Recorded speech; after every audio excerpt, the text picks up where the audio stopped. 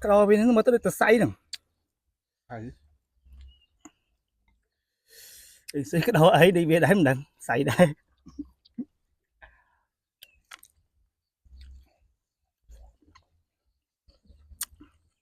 đặt thực đồ màu chiên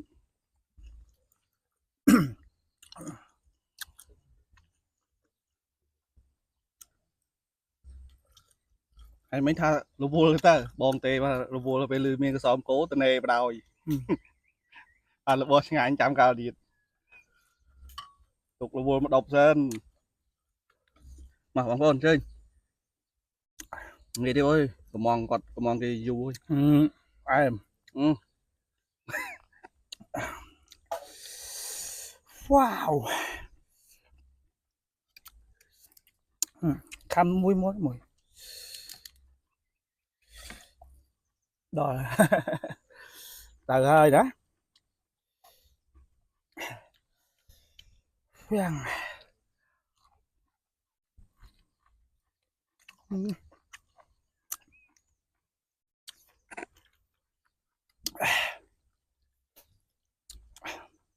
anh thấy đào vô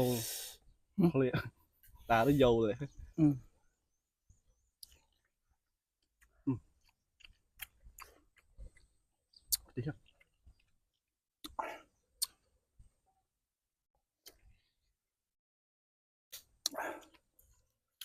Ủa. Triệt bóng ôn đi anh nó thơm hấp ôn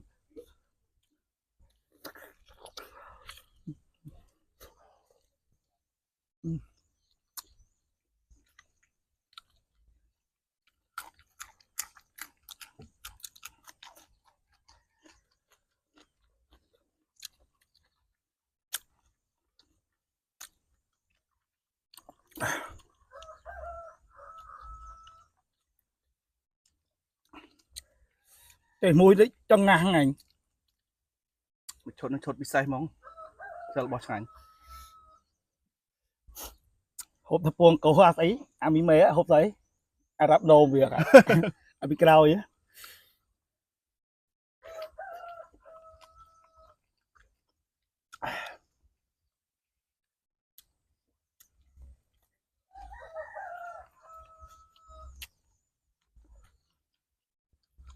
mũi tròn là lỗ đó